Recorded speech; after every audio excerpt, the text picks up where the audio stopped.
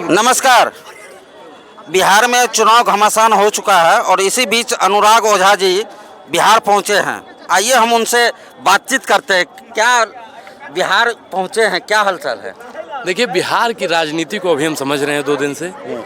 बिहार का जो खेल है वो हम लगातार लोगों को अब दिखाना शुरू कर दिए हैं। बिहार इस बार परिवर्तन मांगता है, क्योंकि जिस प्रकार से बिहार को ठगा गया, लूटा गया, किसी का अवसर कर रहा हो, अब लोग बदलाव चाहते ऊब चुके हैं। किससे?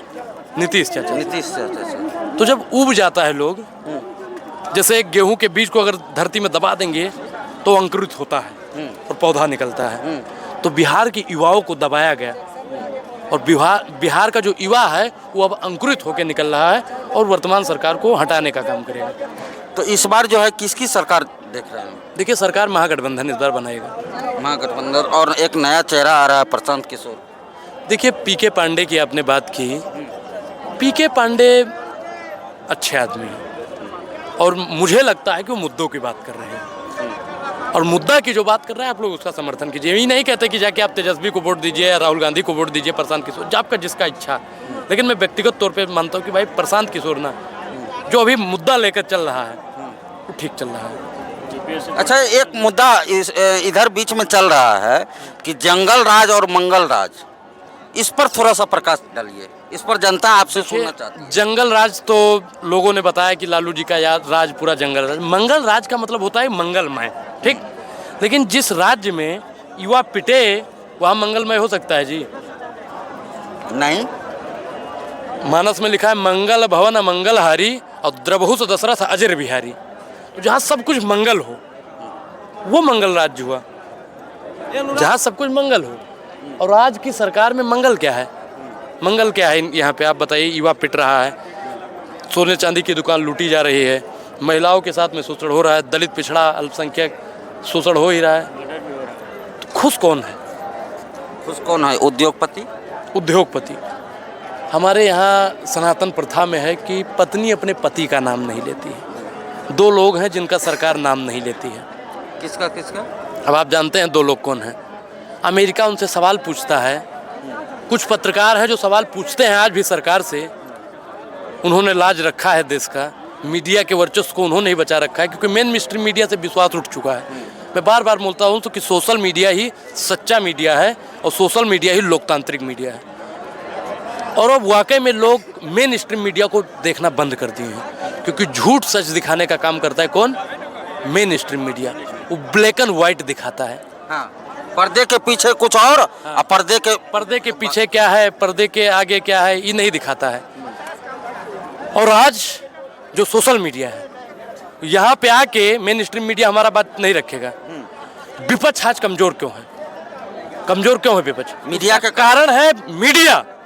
क्योंकि युवा अगर आंदोलन करता है तो मीडिया दिखाता नहीं है, विपक्ष आंदोलन करता है तो मीडिया दिखाता नहीं है, दलित के साथ में अत्याचार होता है मीडिया दिखाता नहीं है।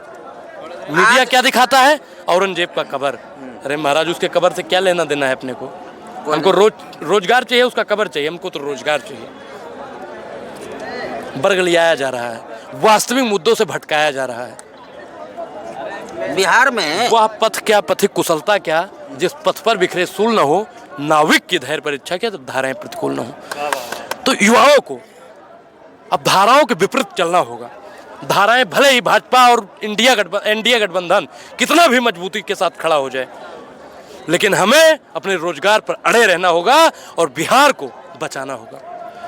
क्योंकि घर में रोटी नहीं होगी ना जी, तो कोई काम आने वाला नहीं है, ना भाजपा वाला, ना आम आदमी वाला, ना कांग्रेस वाला, ना आरजेडी वाला, ना जेडीयू वाला।